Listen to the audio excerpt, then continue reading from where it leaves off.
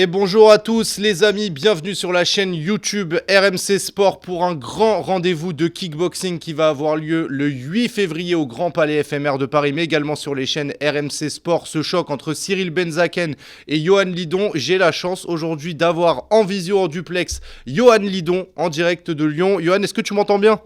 Nickel, je vous entends bien les gars. Eh ben écoute, c'est un plaisir de te recevoir. Merci d'être avec nous. Alors je te représente assez rapidement. Tu es l'un des plus grands combattants en boxe pied-point qui existe en France. Une carrière légendaire avec plus d'une centaine de combats, une vingtaine de titres mondiaux. Est-ce que tu peux nous résumer rapidement un peu ton parcours dans les sports de combat, puisque je ne peux pas tout citer d'un coup. Alors mon parcours, j'ai commencé à l'âge de 15 ans, en 98. Et puis je suis tombé amoureux de ce sport et j'ai combattu un an après, à l'âge de 16 ans. Je suis passé pro à l'âge de 18 ans et j'ai enchaîné, j'ai jamais arrêté en fait. Hormis deux blessures ligaments croisés qui m'ont éloigné des rings à peu près 7 mois, 6-7 mois. Et j'ai boxé dans toutes les disciplines, c'est-à-dire en kick, en K1, en full, en Muay Thai et en Kempo et Cage Muay Thai. Voilà, j'ai tout fait sauf le MMA. Ça fait un résumé qui est très très très rempli. J'avais noté 138 victoires et numéro 1 mondial chez les moins de 81 kilos actuellement. En fait, j'ai commencé ma carrière à 74 quand j'étais jeune. Et à l'âge de 20 ans, mon entraîneur m'a dit « Ce serait bien que tu maigrisses pour affronter vraiment des noms des top thaïlandais, 71, 72. » Donc, j'ai galéré parce qu'à l'époque, c'était système D. Il n'y avait pas de préparateur physique. C'était tu manges que du riz et du poulet. Du coup, j'ai réussi à descendre à 72 kilos et j'ai affronté pas mal de très, très grands champions, des Thaïs champions du Raja, classés. Et c'est là que mon nom il a commencé un petit peu à sortir sur la scène internationale dès que j'ai commencé à battre des grands champions, que ce soit sur Canal+, enfin, dans les gros galas de Sami Kepchi. À l'époque, et puis c'est là qu'après la carrière elle est partie quoi. Et c'est ce qui fait qu'aujourd'hui tu as ce rôle un petit peu légendaire justement en France, un nom qui est forcément très connu des spécialistes de sport de combat et de la boxe pied-point, qui parlera peut-être un petit peu moins au grand public qui aujourd'hui connaît mieux le MMA. Si rapidement on veut essayer de mettre quelque chose qui aujourd'hui parlera au grand public, dans ta carrière tu as notamment affronté 2 fois Cédric Doumbé. Ouais, j'ai affronté pas que lui, oui, j'ai affronté Cédric Doumbé, Gadji. En fait, tous les Français que j'ai pu boxer, je les ai tous battus. Il y en a eu des tonnes, Yassine Benad, il y a eu plein de grands champions. Grégory Choplin, à l'époque, qui était aussi un top. Doumbé, Gadji, puis plein d'autres.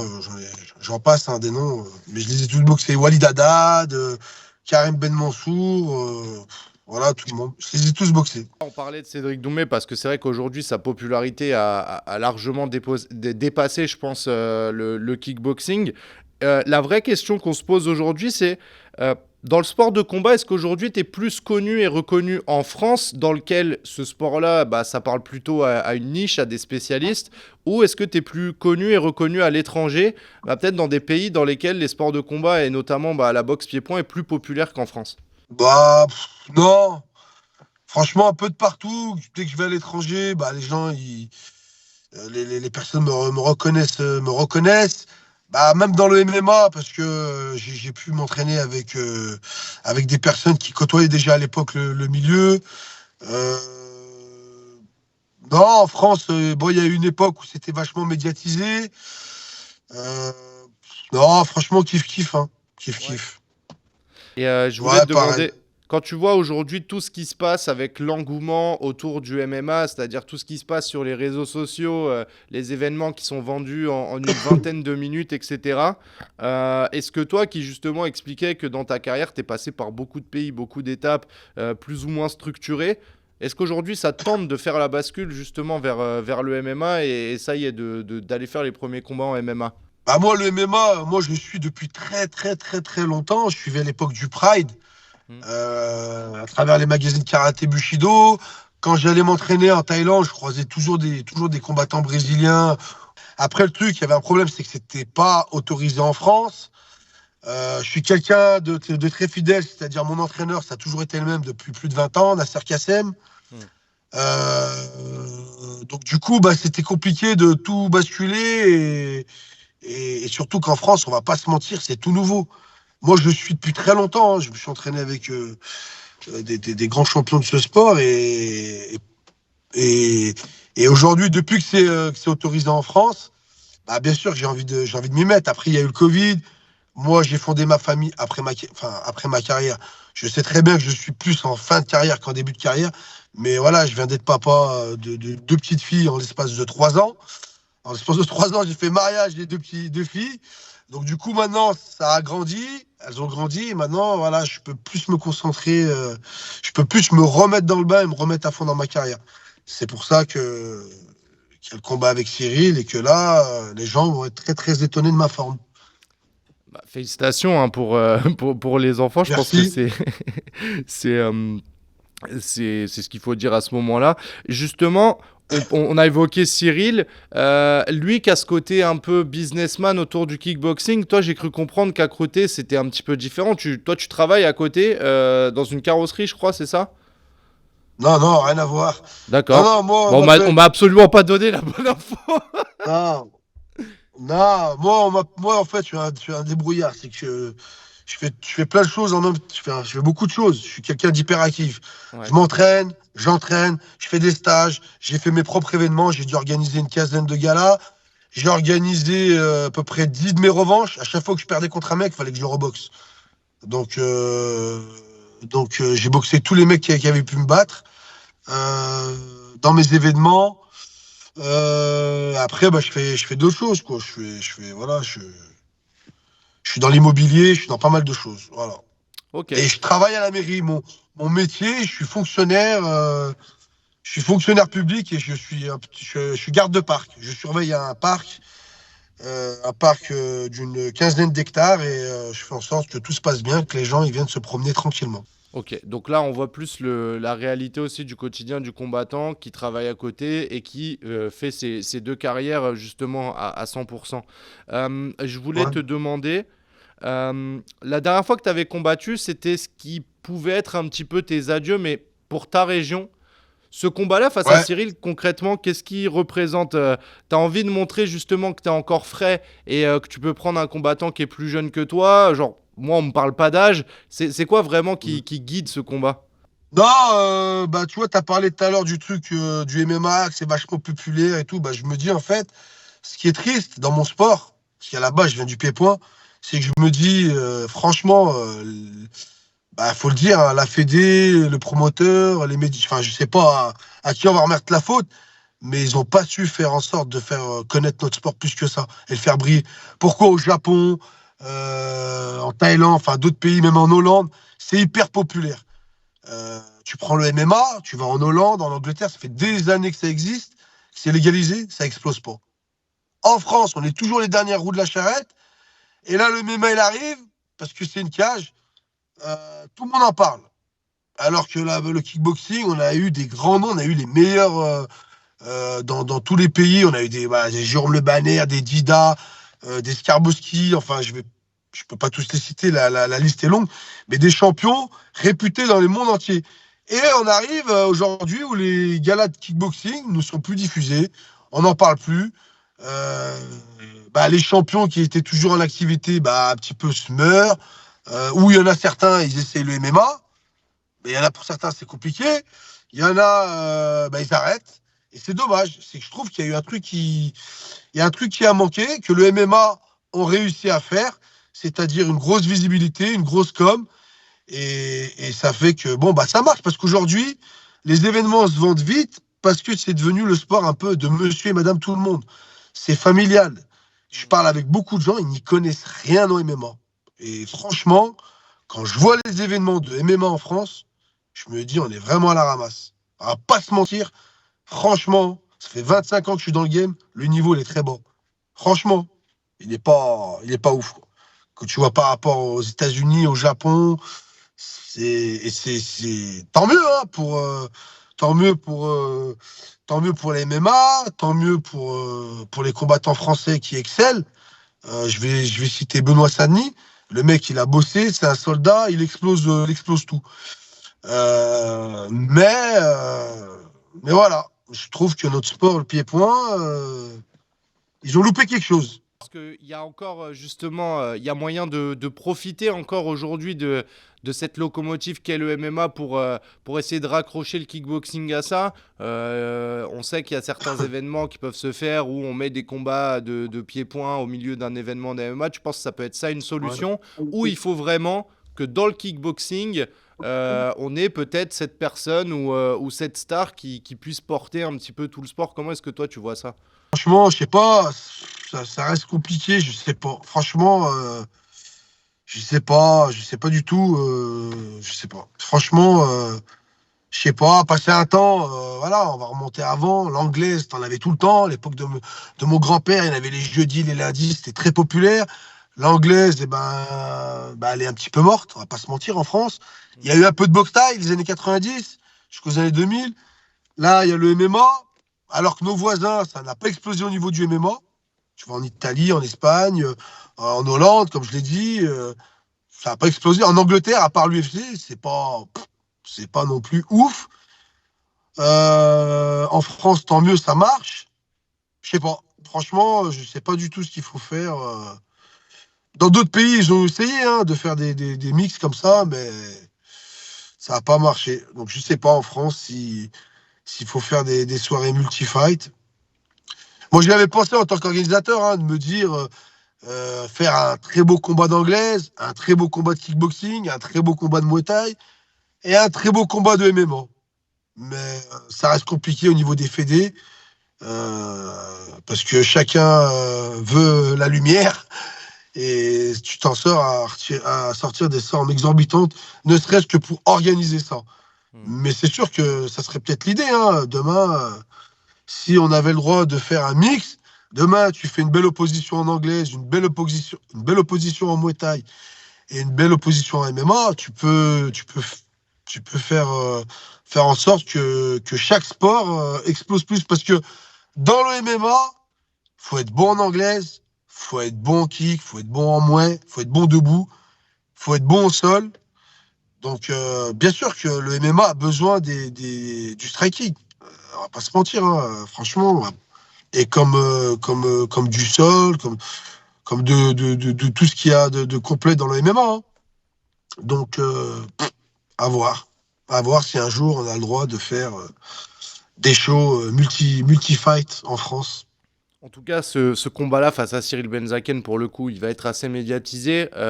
Lui nous disait dans son interview que ce combat-là avait la vocation d'être un peu une sorte de PSG-OM, une affiche et une rencontre dans lesquelles les gens pourraient comprendre vite cette rivalité et le fait qu'il y ait un gros enjeu dans cette opposition. Tu es assez d'accord avec la comparaison, le fait que là, quand on a un champion du monde ISK, un champion du monde WKN, le fait de mettre chacun votre ceinture en jeu, ça rend une grosse rivalité entre vous deux? Je dirais pas ça, moi je dirais plus un petit peu un petit peu les derniers dinosaures du pied-point qui vont faire en sorte de faire recréer de l'engouement. Je dirais plus un truc comme ça. Euh, Moi, voilà, jusqu'à encore, voilà, il y a pas longtemps, t'en as parlé en 2017, enfin, j'ai boxé Cédric Doumbé, où aujourd'hui il dit qu'il est le meilleur que tout le monde. Moi, honnêtement, je l'ai battu en 2014. Le même soir, j'ai pris lui et Sami Sana. Donc, et après, en 2017, j'ai perdu parce que le 3 rounds, j'aime pas. Et en fait, il a tellement ouvert sa bouche que je voulais tellement le défoncer que j'en ai perdu un peu mes moyens de boxer. Mais quand tu regardes le combat, il est nul. Donc, il a rien fait d'extraordinaire à part se plaindre sur des coups coquilles. Donc, pour moi, je n'appelle pas ça un combat. Il a gagné en mettant ses touches, en dansant, comme je l'appelle, une danseuse. Et ça n'a pas été un combat pour moi. Ça n'a pas été un combat de ouf, quoi. Je veux dire, on a dû lever la main à un mec à la fin, mais il n'y a pas eu le combat. Je pense que le format 3 rounds a tué un peu le kickboxing en France. Les vraies guerres, les vrais combats, c'est en 5 rounds. C'est là que tu peux voir les gars jusqu'à quel niveau ils peuvent, euh, ils peuvent sortir leur épingle du jeu sur un combat. C'est-à-dire la stratégie, user l'adversaire, s'il est prêt. 3 rounds, n'importe qui peut battre n'importe qui. C'est comme dans le MMA. Il y a des grands champions de MMA, ils le disent. Quand tu rentres dans la cage, n'importe qui peut éteindre n'importe qui. Une patate à la godille, t'as du 4-11, tu peux éteindre n'importe qui. Voilà. Donc, non, moi je dirais deux survivants qui vont essayer de faire un petit peu raccrocher les gens à ce combat. Si les deux oppositions de style font que le combat, tu sais, s'il explose aux caméras, ouah, c'est un combat de ouf, et il y a des voyages au tapis, il y a un chaos, peut-être que les gens vont se dire, ah ouais, ça le kickboxing, c'est pas mal. C'est Hmm. ça en fait, nous, notre, notre challenge à Cyril et moi. Bien sûr, chacun doit gagner. Mais le truc, c'est de donner envie aux gens. Ah ouais, putain, pas mal. Et pourtant, il y en avait des autres, parce que moi, je me prends vraiment pas pour le meilleur. Je dis juste que je suis quelqu'un de très régulier qui a jamais lâché. J'ai gagné, j'ai perdu. C'est une carrière, c'est comme ça. Mais j'ai jamais lâché l'affaire. Et pour faire des beaux combats, faut des combattants comme ça, des mecs, des guerriers qui lâchent pas l'affaire. Et que quand il y a tous les éléments pour tous les éléments au niveau financier, au niveau médiatique, au niveau prépa, au niveau tout. Il y a tous les ingrédients pour faire un combat de ouf, explosif, pour que les gens ils soient scotchés sur leur siège. Et j'espère que c'est ce qu'on va leur offrir le 8 février.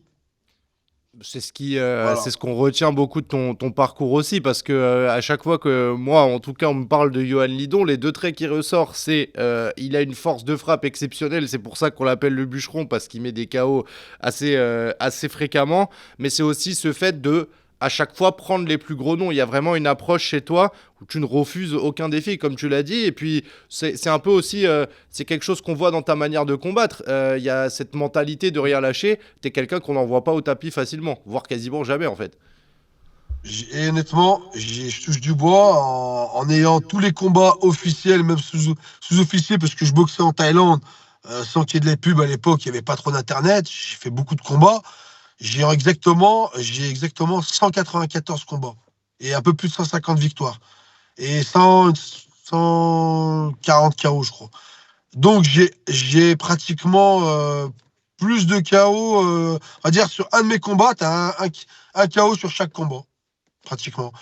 Et le truc, c'est que oui, moi quand j'y vais à fond, quoi. J'y joue ma vie. En fait, je me dis, les gens viennent voir un spectacle, donc tu peux pas tricher. Rien que ça me motive. C'est pour ça que certains combats en 3 rounds, bah, j'étais frustré et je pouvais pas m'exprimer à fond parce qu'un combat, pour moi, c'est dans la durée et c'est là où tu peux montrer au public des grands combats. C'est quand ça dure plusieurs rounds. Si demain on se mettait à faire les combats de boxe anglaise en 6 rounds, eh ben, on aurait loupé beaucoup de combats euh, très populaires et très historiques. Je sais pas si ça se dit. Si ça avait pas été en 12 rounds.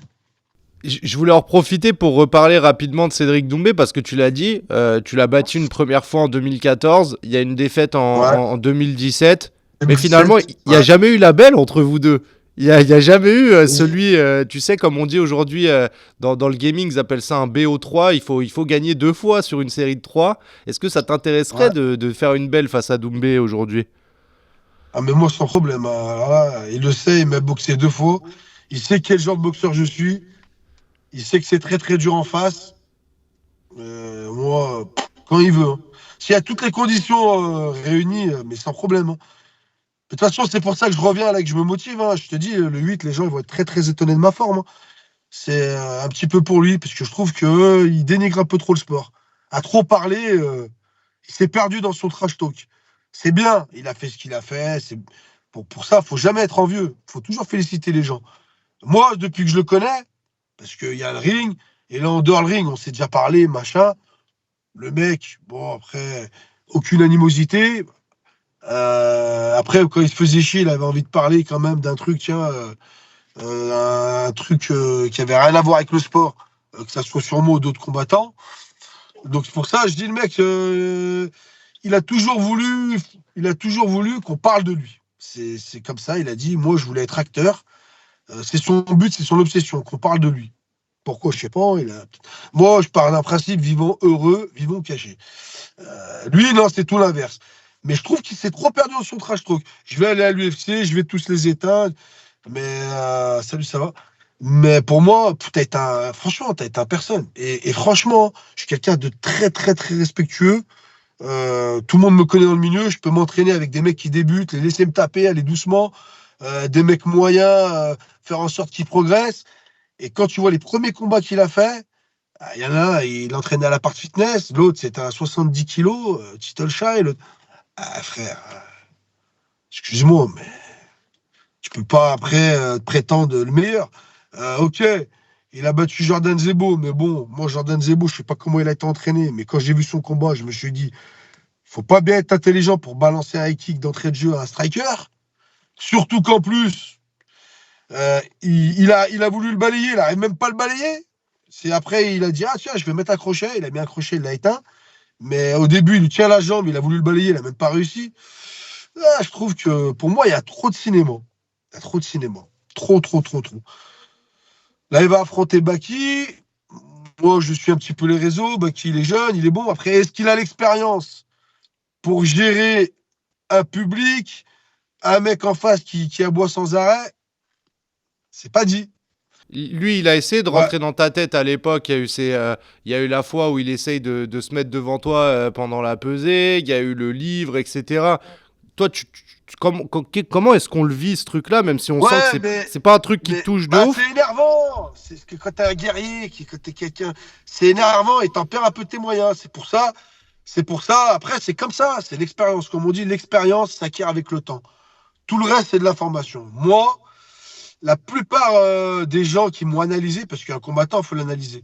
Les gens, ils se disaient, ah, les dons, si tu vas à l'épreuve de force, tu risques d'y laisser des plumes. C'est-à-dire, même un mec super fort, euh, comme un super thaïlandais, ou même Cédric, hein, c'est un très bon boxeur. Pour moi, c'est pas le meilleur. C'est un très bon boxeur. Il va réfléchir, il va se dire, putain, je vais y laisser des plumes face à ce mec. C'est-à-dire, même si je gagne, je vais perdre des années de vie ou je vais peut-être pas reboxer le lendemain. Tu vois, je vais ressortir en boitant, parce que les deux fois, il est ressorti en boitant.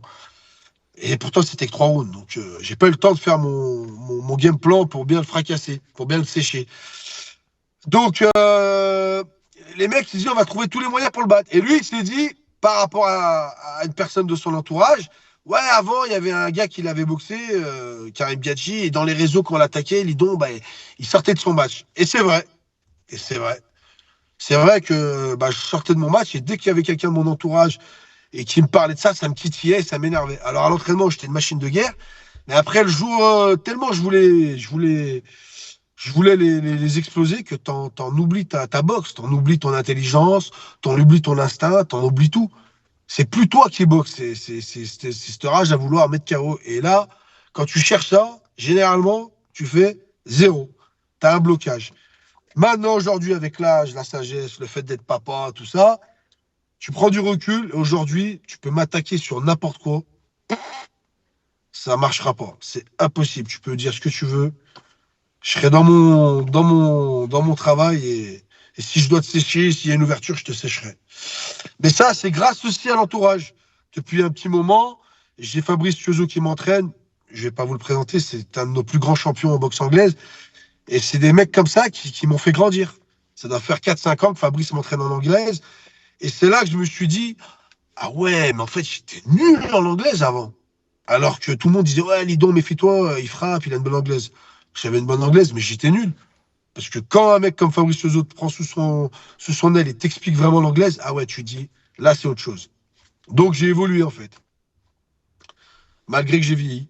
On peut s'attendre à voir une forme de Johan Lidon ultra sage avec l'âge, avec toute cette expérience et en plus les conseils bénéfiques de Fabrice Lezos. Quand tu disais tout à l'heure, je pense que je vais en surprendre plus d'un, c'est pas simplement une Ouais, formule, c'est que toi-même tu considères que ton niveau il a encore évolué là sur la période récente. ouais, bah exactement. Tu vois, autant avec l'âge, des fois, tu te dis, ah, c'est dur. C'est vrai, c'est dur, machin. Tu baisses un petit peu au niveau de l'envie, les prépas, les régimes, tout ça. Mais après, quand tu fais un travail sur toi, bah, quand tu écoutes les gens, les bonnes personnes, hein, bien sûr, hein, quand tu écoutes les gens, que tu restes focus. Bon, j'ai la chance, moi, voilà, d'être tranquille dans ma nature, d'aller à la pêche, de me remettre en question. Voilà, j'ai cette lucidité où je vais me remettre en question et je vais me dire, bon, là, non, là, t'as déconné, là, c'est bon, là, c'est pas bon. et de vachement communiquer avec les gens, avec des anciens. J'ai des amis qui sont des anciens footballeurs professionnels, très très connus, et qui aussi m'ont parlé un petit peu de leur expérience. Et tu vois, en fait, on a tous à peu près les mêmes parcours. Et ils me disent, Johan, si tu as encore la forme, si tu as encore l'envie, fais bien les choses et kiffe à fond, et c'est là où tu seras le meilleur. Et c'est vrai, c'est quand tu arrives quand tu arrives vers la fin de carrière ou quand tu as compris toutes les ficelles du game, c'est là où tu es à ton prime et tu es très très dangereux. Après, faut pas qu'il y ait de blessures parce qu'avec les années, ben, malheureusement, la machine, tu l'as usée. Donc, faut faire attention. Faut savoir t'entraîner intelligemment. Tu t'entraînes pas à 20, comme à 30, comme à 40, comme à 50. Et tout ça fait que si tu fais correctement, tu peux être très dangereux. La preuve, je prends un exemple, parce que je prends souvent des champions en boxe anglaise. Après, eux, ils ont la chance d'avoir énormément d'argent pour faire des bonnes prépas. Mais j'ai vu un combat de Manny Pacquiao, c'était contre. Comment il s'appelle c'est pas Graham, je me rappelle plus. Grant ou. Un black avec. Il avait des dreadlocks. Et le mec, il avait 30 ans, il était invaincu, c'était une machine de guerre, le mec, hein. Et ben, Manny Pacquiao, il a gagné le combat où il est parti fort. Après, il a géré parce qu'il savait qu'il n'aurait pas tenu 12 rounds. Et il a accéléré sur la fin, il l'envoie au tapis. Et là, c'est là que quand j'ai vu le combat, je dis, tu vois, malgré l'âge, le mec, il a toutes les ficelles du game. Et il a réussi à battre et à surcasser un mec qui était une machine de guerre. Le 8 février, c'est un peu cette image-là que tu veux renvoyer lors de ton combat face à Cyril Benzaken. Ok, il est plus jeune, etc. Mais là, je suis à mon prime et là, je vais gagner. Ouais, bah surtout que jeune, il est pas très jeune non plus, Cyril, je crois, il a 35, 36. Ouais, c'est ça, J'ai 35. 40. Ouais, c'est pas trop jeune, hein, Oui, 35. c'est vrai que là, le gap d'âge, il est un peu moins, il est un peu moins élevé que l'exemple que tu prenais. Mais c'est parce que je voulais trouver un parallèle aussi entre les deux. Ouais, parce que honnêtement, dans le milieu des sports de combat, tu prends un exemple, toute nationalité, c'est un peu différent. Tu prends les Thaïlandais à l'époque, à passer 25 ans, 30 ans, ils étaient cramés, ils avaient trop fait de combats et tout. Nous, les Européens, on arrivait à 35 difficilement, c'est-à-dire on était cramés. Tu prends tous les anciens grands champions, à 34, 35, ça baissait, hein. C'est rare qu'à 40 ans, tu avais des mecs encore au top, hein. Très rare, il n'y en a quasiment pas eu. Euh, moi, pour moi, on a le même tranche d'âge. Je me sens plus en forme même que quand j'avais 35. Parce que j'ai de l'expérience. J'ai pris 5 ans d'expérience en plus. Quand j'ai boxé Cédric, j'avais 35 ou 34. Et ben, je peux te dire que je suis bien meilleur aujourd'hui que quand j'avais 34. On a hâte. Je pense que là, tous ceux qui regardent l'interview ont hâte justement de voir un petit peu ça. On va recentrer un petit peu sur Cyril en termes d'adversaire. Qu'est-ce que tu en penses? Comment est-ce que toi tu l'analyses? C'est quoi ses qualités? Quels peuvent être ses défauts aussi en tant que combattant? Ah, je vais pas te les dire. J'ai travaillé dessus. Si je Non, l'ai dit, je mais suis un abruti. non, Non, bah alors, honnêtement, moi, Cyril, je l'ai côtoyé. On s'est vu deux, trois fois. Quand j'avais boxé Congolo à la Fight Night en 2018, il avait boxé, il avait fait un tournoi. Il avait fait un tournoi. Il avait fait un tournoi qu'il avait perdu contre un Italien, que j'ai boxé d'ailleurs avec le Covid, que j'ai battu. Euh, Bah, moi, ça me fait chier parce que je l'aime bien, Cyril. Je l'aime bien parce que c'est un mec, il est tranquille dans son coin, il fait son sport, il fait son bise, il dit rien de mal, il est gentil. Donc ça me fait chier de le boxer. Je lui ai déjà dit, je le dis, je le répète, je l'ai dit au promoteur, ça me fait vraiment chier. Parce que quand même, quand tu boxes quelqu'un, faut avoir plus jeune, hein, faut avoir un minimum un petit peu d'agressivité. Aujourd'hui, je suis dans une autre sphère dans le sens où je fais mon travail. C'est-à-dire, je me mets à la place des gens. Les gens, ils payent pour voir un combat. T'as pas le droit de les décevoir. Il y a la télé, il y a tout le monde. Donc, je me mets dans une bulle où je me fais abstraction de tout ça. C'est plus Cyril, c'est un combattant qui veut t'arracher la tête, donc faut que tu lui arraches la tête. Le taf, je vais le faire à 1000%. Mais ça me fait chier, parce que c'est un bon gars. C'est comme ça. C'est c'est le sport, hein. Voilà, lui, je pense qu'il est à la recherche d'un peu plus de crédibilité, parce que dans le milieu des sports de combat, bah, les gens, ils sont mauvais, tu vois, dans le sens, ouais, mais il a pas ton niveau, ah, il a boxé qui, ouais, machin. Je dis, les gars, moi, un mec qui monte sur le ring, faut respecter. Faut jamais dire tu peux être un jour moins en forme, mais tu peux perdre. N'importe qui peut perdre. Mike Tyson, il a perdu contre Buster Douglas, même si le compte de l'arbitre avant, il aurait dû gagner. Mais voilà, un mec, il était outsider à 60 contre 1 an. Euh, voilà, hein, faut un boxeur, faut respecter un boxeur. Peu importe le niveau qu'il a, faut respecter déjà le fait que le mec il monte sur le ring et qu'il accepte de donner des coups, mais d'en prendre. Hmm. C'est ça qui est chaud. Je voulais C'est chaud. revenir avec toi sur un point, tu l'as rapidement évoqué tout à l'heure. Tu as parlé de la pêche, mais ça va Ouais, plus que le simple loisir. J'ai cru comprendre que tu avais participé au championnat du monde de pêche. Enfin, c'est vraiment quelque chose ouais, ouais. de très, très, très affirmé chez toi. Et est-ce que ça t'apporte justement aussi d'avoir de la compétition de haut niveau, mais dans un sport qui est quand même très, très éloigné du sport de combat, on va pas se mentir, Johan. Ouais, ouais, ouais. Bah, moi, tout ce que je fais, je le fais à fond. Tiens, je vais jouer à la pétanque avec des potes, je vais être à fond. La boxe, la pêche, euh, je vais aller faire un canicross avec mes chiens, même si je sais que je suis pas un marathonien, je vais me déchirer. J'ai cette âme en fait en moi, j'ai cette flamme en moi où il faut que je me surpasse. Et la pêche, c'est pareil. C'est plus une passion, mais bien évidemment, bah, il y a du business tout autour de ça et il y a des compétitions qui sont organisées. Et j'aime bien aller me titiller. Et puis les mecs, ils aiment bien me voir parce que des fois, ils disent, ah, on va se faire le boxeur et tout. Et puis là, je leur dis méfiez-vous, ça va chier parce qu'il faut pêcher la nuit. Donc, je suis à fond dedans. Je prends mon bateau, je vais observer si je vois des poissons. Enfin, quand t'es pêcheur, c'est un combat la pêche. Hein. Faut pas croire. C'est pas tu jettes ta ligne, poisson il vient. Non, non, c'est pas comme ça. Hein. C'est comme le combat, c'est l'art du combat. Faut appâter, faut aller pêcher là où le poisson il est. Des fois, il est dans des endroits encombrés, tout ça. Et c'est ça qui me plaît en fait. Et c'est ce que je pense qui m'aide dans ma carrière de sportif. Hmm. C'est un peu pareil, il faut rien lâcher. Quand t'as un poisson, tu sais pas, tu moulines et tu le sors. Hein. T'as un combat. Enfin, tout dépend où tu pêches. Si tu pêches dans des endroits pisciculture, oui. Mais moi, où je vais toujours dans le truc hyper compliqué. Dans les trucs sauvages où tu sais même pas ce qu'il y a dedans. Ça se trouve, tu vas attraper une machine à laver, tu sais pas. Tu vas attraper une carcasse de bagnole ou alors tu vas attraper un poisson que. Waouh! Il y a des poissons comme ça ici, tu vois. Je suis toujours dans cette optique-là, dans cette compétition-là, quoi. Ouais. Je suis un C'est une peu. autre forme de Je suis un combat, peu quoi. Ouais, après, je suis un peu dans le même style que Doumbé, mais moi, dans le sens où, quand je pêche avec mes copains, j'aime bien les titiller. Je suis un titilleur aussi. J'aime bien les provoquer et tout. Ça me motive, ça me.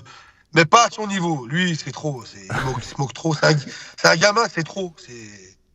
C'est trop. Je suis un peu dans le même délire, tu vois. Et Mais beaucoup plus respectueux. en dernier message, je voulais savoir justement pour les gens qui nous regardent, qui sont peut-être pas encore très habitués, soit qui ne te connaissent pas forcément très bien, soit qui sont pas encore habitués, ce sera peut-être leur premier gala de kickboxing qui vont regarder avec nous sur RMC Sport. Qu'est-ce que tu as envie de leur dire justement pour qu'ils ne ratent pas ce combat Yohan Lidon contre Cyril Benzaken? Bah déjà, prenez soin de vous déjà. Non, bah franchement, je pense que vous allez kiffer. Vous allez kiffer parce que je suis un mec qui bosse très dur et qui met dans la peau du spectateur, qui met dans la peau du spectateur et je me dis, tu vois, que tu gagnes ou que tu perdes, faut pas que les gens ils aient une mauvaise, tu sais, faut que les gens ils se disent ah ouais lui, même si je l'aime pas, parce que tu peux ne pas aimer un combattant, tu peux ne pas aimer son style, tu dis ouais le mec il était là, il a fait le combat quoi, il a pas vendu sa peau quoi, donc c'est ça, c'est comme moi, dès que je suis posé derrière mon écran et que je vais voir des combats, même si j'aime pas le style d'un mec et tout, quand je vois un mec qui surpasse, bah, je vais dire putain respect tu vois, parce que j'ai ce truc en moi. Mais quand je vois des mecs, des fois, bah, je vais pas te mentir. Hein. Je suis parti pour mon anniversaire, mes 40 ans, je suis parti à Las Vegas pour aller supporter Cyril Gann. J'y étais à Ouais. Vegas. Quand il est sorti, j'ai vu à son regard qu'il n'allait pas gagner. Et j'étais dégoûté. Parce que j'ai dit, putain, j'ai payé cher et tout. Je l'ai vu qu'il allait pas. J'ai vu. Et quand j'ai vu après, j'ai dit, ah ouais, mais pourquoi il balance. Pourquoi il tourne pas, il balance pas des kicks, tu vois. Tu sais, après, c'est plus facile à dire qu'à faire derrière son écran. Mais ça fait 25 ans que je suis dans ce game. C'est-à-dire que même Cyril, il était même pas dans la boxe, j'étais déjà dedans. il y a des bases qu'il faut faire, il y a des choses à faire, des choses à pas faire. Et quand j'y étais, j'ai dit. Et par contre, l'autre, John Jones, c'est une machine de guerre. Et la moindre ouverture, c'est peut-être ce qui va se passer le 8 avec Cyril. Faudra rien laisser au hasard. Parce que un trou de souris, je vais le voir et si je peux enfiler ma droite ou mon high kick ou mon genou ou ce que tu veux, voilà, c'est ça que j'ai à dire aux gens. Ouais. Donc en fait, tout à l'heure, tu disais, en fait, c'est pour ça que tu disais, ouais, je l'aime bien Cyril et ce combat-là, il est un peu ennuyeux, c'est parce que t'exclus pas le fait que le 8 février, tu mettes KO Cyril Benzaken. C'est pas moi qui le dis, c'est mes statistiques. Mes 2 derniers combats, j'ai gagné par KO. Un par high kick, un crochet au faux. Et des jeunes. Tu vois, j'en ai boxé un de 22 et j'en ai boxé un de 25. Donc, ça peut partir de partout. Ça peut partir des jambes, des poings. Mais en attendant, même si ça me fait chier, et j'ai pas le droit tu vois ce que je veux dire, d'arriver sur le ring et dire Hmm. ah c'est mon copain. J'ai pas le droit. Pas avec ma carrière, pas avec les médias, pas avec les gens qui payent pour les gens ils payent pour voir des mecs qui vont se taper dessus. Eh ben on va leur donner ça. Je vais leur donner ça.